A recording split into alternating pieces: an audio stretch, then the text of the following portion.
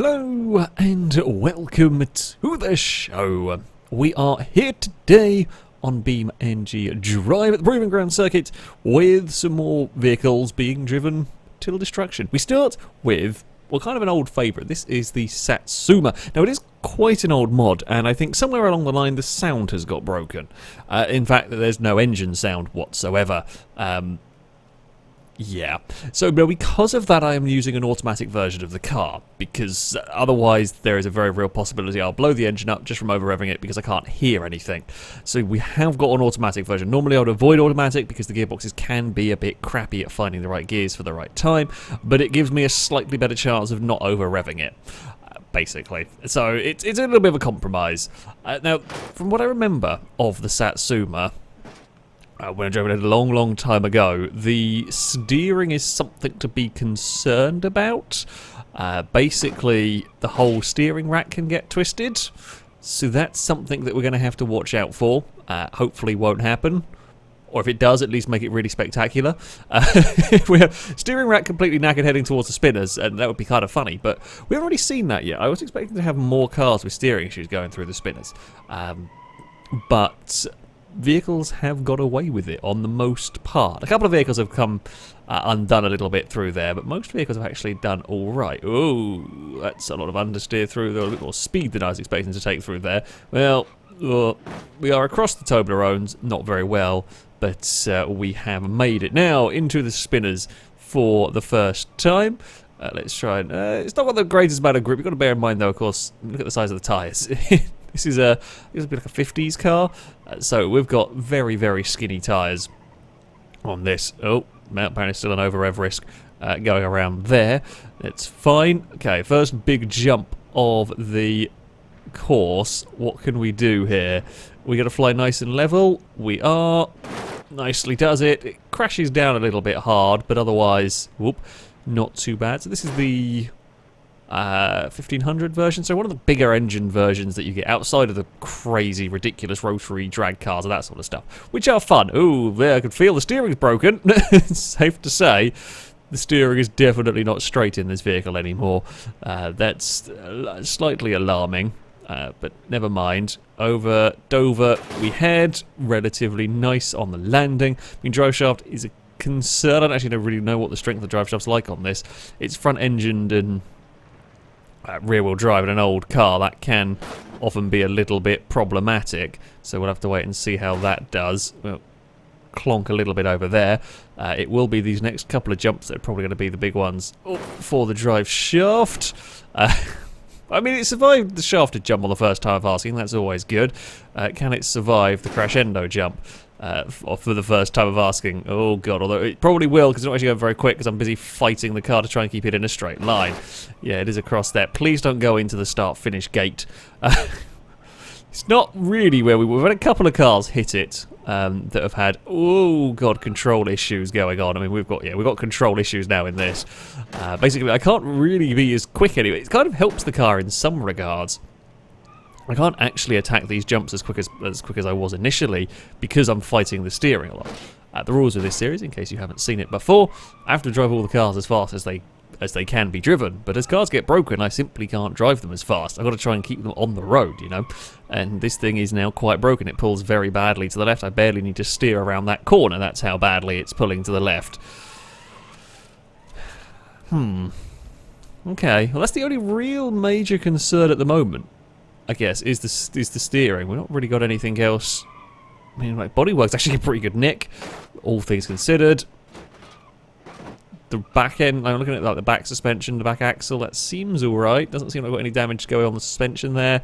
The spinners are a little scary. It's getting out the other side.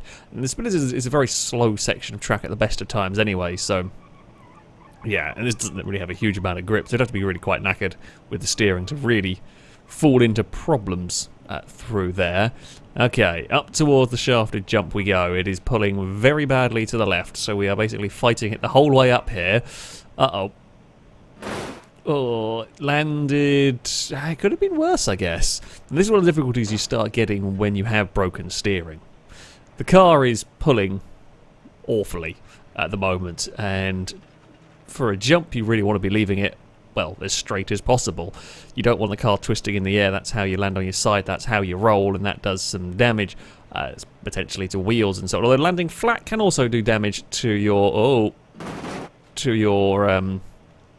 what's it called? Drive shaft. Okay, so the gearbox not quite as good. The auto box doesn't quite change it. We still managed to over-rev the engine a little bit. It just doesn't like being driven hard, I guess, around these courses. We've done some damage to the engine. Got to be very careful with that one, actually, because I think any more damage, and we do run the risk of blowing the engine up completely on its own. That's fine. Okay, we'll bounce around on there. I feel like the steering is going to let us down before something else goes. Oh, I thought I saw the front left wheel go underneath the car. It didn't. I thought we were about to lose the front left. Now pulls very badly to the left-hand side. We'll clonk our way across there. Oh, car. Okay, we might have trouble in the spinners now. It's just, you're going along, mind your own business, and suddenly steering. In fact, steers so much to the left, I actually have to steer right through a left-hander. That's how broken it is. That's not reassuring, really. Okay, car, we'll throw you into the water. Cooling, not really a problem on this car. We've not really seen any issues go on with that at the moment. The steering is the much bigger concern. I mean, it is still turning to the right. It's when we get to a point where the car doesn't really turn right anymore. I mean, I actually don't need to do any steering around there. That's how broken. That's quite impressive. It'll clonk and clonk. Oh, that front left wheel does not look in a happy place. Okay. Into the spinners we go. Still just about got the steering to get out. The engine is poorly, which isn't helping it with its acceleration out the other side of that. Well, it might be just over some bumps as well and over-revved it without really thinking about it. Okay, how quick are we going up towards this jump? Can we still crack? It's not great in terms of speed. It'll be good enough. It's not that far down, although it's the steering, it's the positioning that's a big concern as well. We have gone for a tumble, but we are still drivable. That's good news. The fact that it's steering so violently to the left. Less good news, less than good news, but still. Okay, so temperature is going. Oh, there's temperature going up, but I think it just gets cooled immediately by the shallow grave. I mean, if we knock the radiator out, that could become a problem. It doesn't look like it's going to be too much. Oh, that landed heavily on the front wheel. Can we bend it back the other way? If I land on the other side, can I try and twist the steering rack back? That would be helpful. That would be quite helpful. As it is, it's just horrible to negotiate the course. It's doing well though, considering the engine's quite poorly. More from me than anything else. Oh, got to be careful over these. Have we got something going on the rear left, maybe? Difficult to tell. I mean, currently the car is just wiggling its way down the road, and I'm just about having a vague suggestion as to where this car might go. Not towards the start-finish gate, please. Please, Satsuma, behave yourself, would you? What is the back of it doing? We started seeing... it might actually be bodywork damage. Oh, the drive shaft. It was a lot of speed that time. We actually did have it fairly well positioned. It was a lot of speed across that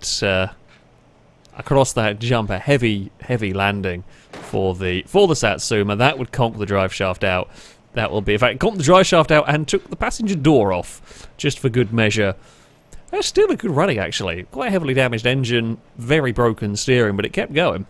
It did keep on going. 5 miles is not anything to be sniffed at around this course. It's still rolling forward. It might even... Come on, go down the hill.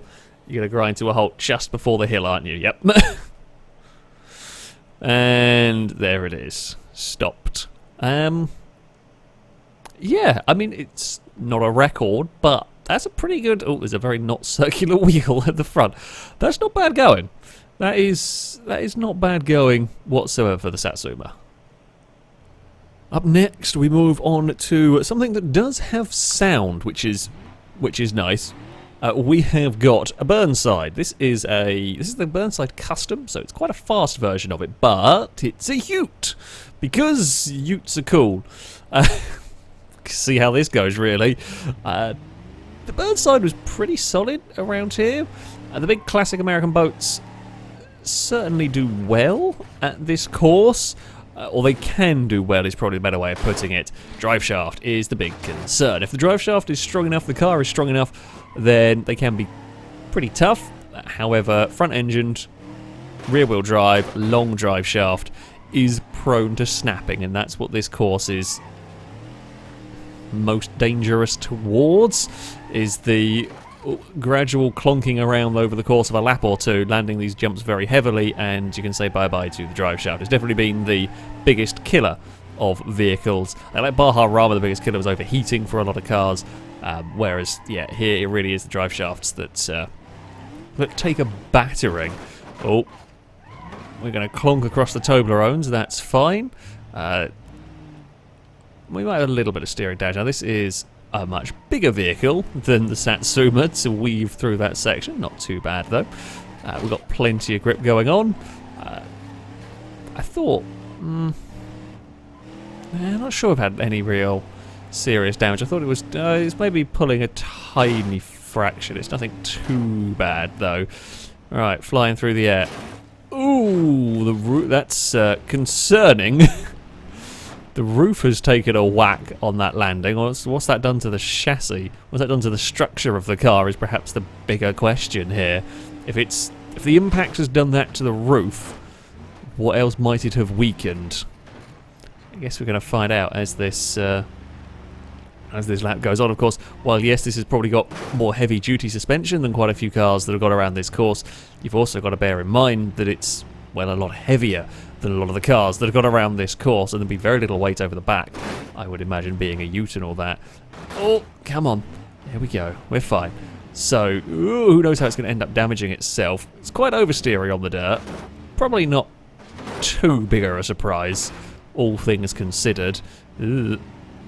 Okay. We'll just bounce around over there. Can I get the car in a straight line, please? There we go. Well, I say that, it does pull as well. Oh. That is not what we needed. It is flying off the jumps very lopsided, and that has done some serious damage to the front right. I mean, it's not stopped it from moving, it's just making it very erratic to drive. It's now, it takes all sorts of, we've lost the front left wheel, I think. No, it has come back to us.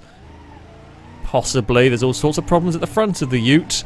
I don't know what's going on. We're just going to plough on regardless and hope that we don't suddenly run out of steering at an important point. We do have steering on both wheels. The right-hand side is cambered a lot. Oh, I rev this one as well. Oh, God, that doesn't sound good. That's not good. What has happened to the front suspension? It's all gone. I mean, I have no suspension at the front anymore. There's nothing.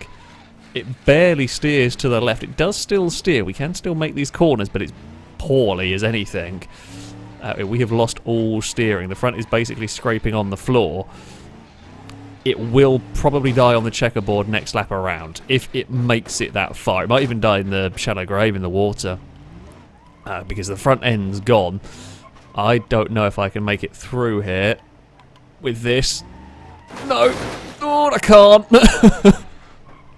I couldn't, there was just no steering from it. We have been pushed out the other side, thanks to the spinner. I mean, the radiator's gone. Let's face it, that's the least of our current concerns. If we make it around the rest of the lap, I'd be quite impressed with this. But maybe it didn't rupture the fuel tanks, it bent the whole back of the vehicle up. Come on then. Come on, fly through the air with surprising ease. Burnside, can you steer left, please? Okay, so the left-hand side wheel is useless. It's just crushed up to the top of the... Oh, no, it has now pinged back down again. Maybe it's like top wishbone has gone? Or whatever's holding the top of it up? Because it's like if I'm steering left or right, the wheels kind of like fold down. Just about to do something. It's a unique way of breaking down, I will give it that much. It's not very helpful. I mean, it doesn't fall foul of the crawler rule. It is still more than capable of exceeding 20 miles an hour. It's a bit slow in the corners, but it is still drivable. It is still fully able to make it around this course. I just fear the front is so low, speed bumps are going to kill it. Actually, it might not even make it to the checkerboard now. It's the speed bumps after turn 1. That might be the end of the Burnside. It might actually just take the engine out because it's going to hit them. It's going to hit them with the front of the car. Oh, we're barely steering now. If we cannot get this back on track, thankfully we do. Oh, avoid the trees. Come on, car. I know you have got the steering. Well, what's left of a car. It's not much of a car, really, here. Oh, I think we actually bounced over that speed bump, which was something. Right, have we still got steering to the left? We do, but I've got no momentum going on here. It may have some issues here. Oh. Ugh. I'm sorry, vehicle. I don't know what we're hitting at the front of it, but whatever it is, I think it's just the chassis at this point. Water section. Please be kind to a very poorly car. It has actually seemingly run out of steering. Oh, now, I am allowed to recover the vehicles if it gets stuck on the bushes. We are allowed to pull a vehicle free from them. This is a very heavy vehicle? It's only at 30% strength. So yeah, I mean, I think that would make the corner had it not had the bush there. Jeez. Look at the state of it.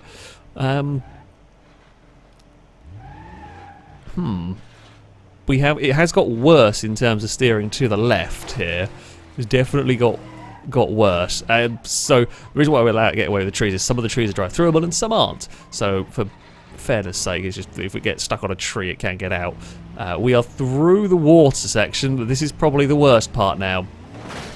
Oh! I knew it was going to be bad. I knew it wasn't going to be good. I really hoped you might have hit the first one and got the front up into the air and just kind of bounced across the top, but no. No, we didn't. I mean, it was spectacular, I'll give it that. I will give it that. The steering went quite early on. It kept soldiering on for a while. Well, the suspension kind of collapsed, and that led to everything going wrong. It has still technically got some form of steering there, but the front was so low that the checkerboard is always going to tear it apart. Sure enough, that is the end of the Burnside. It might be one of the most impressive wrecks we've had in some regards.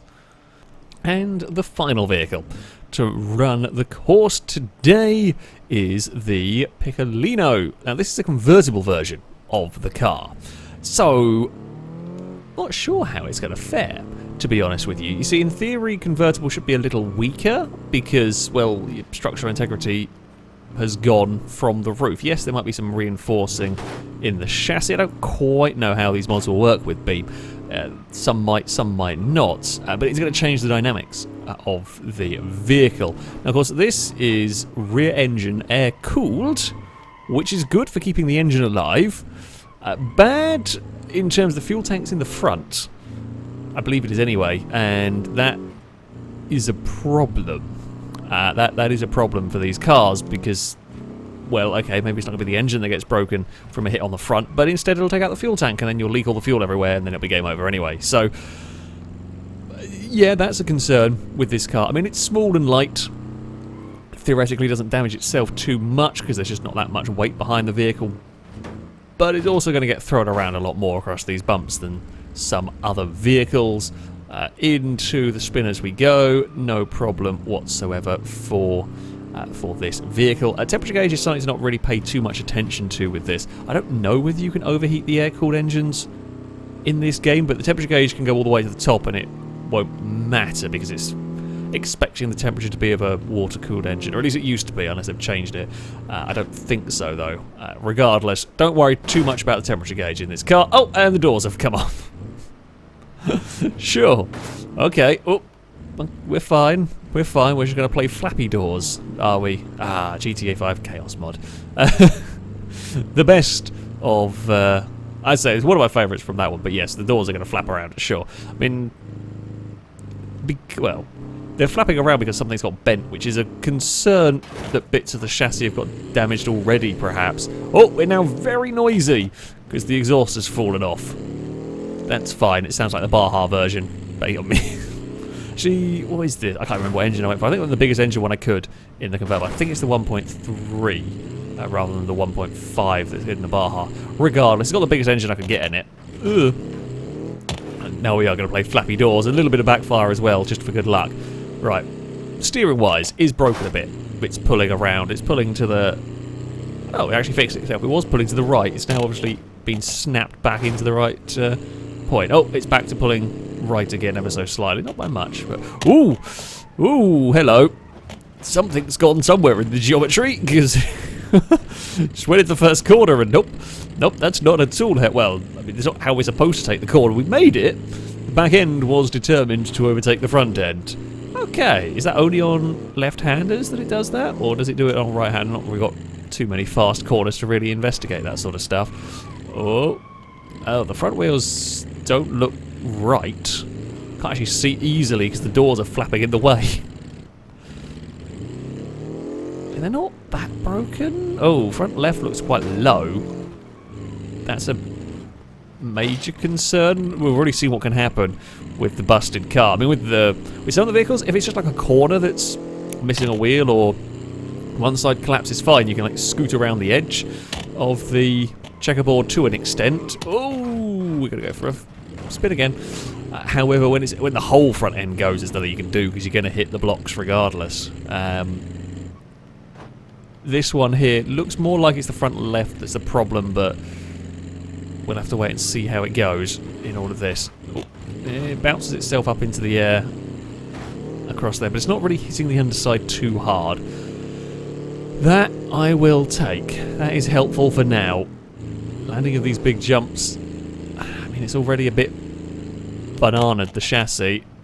It's got a bit worse. I mean, there could come a point where the chassis actually starts bottoming out. We've never had a car quite get to that stage of broken. I think something else would probably give away before then. In this, it looks like we might have some steering-related issues at the front.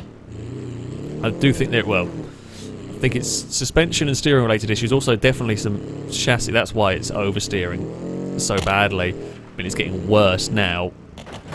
As the more we bend the chassis, the worse it gets. It's quite bad now. No, we've got, okay, all the front ends collapsed again. I think it's evened itself out though, because it was, when steering left, it was picking up the rear wheel, and that was why it was spinning so much. But I think they now collapsed both front suspension to the point where it's now even. So we're not lifting the back up, we just have no suspension left at the front. At all. Well, checkerboard. You may be about to claim another victim, although what it's going to do to this car, I don't know. Probably rupture fuel tank, because it can't really do anything to the drive.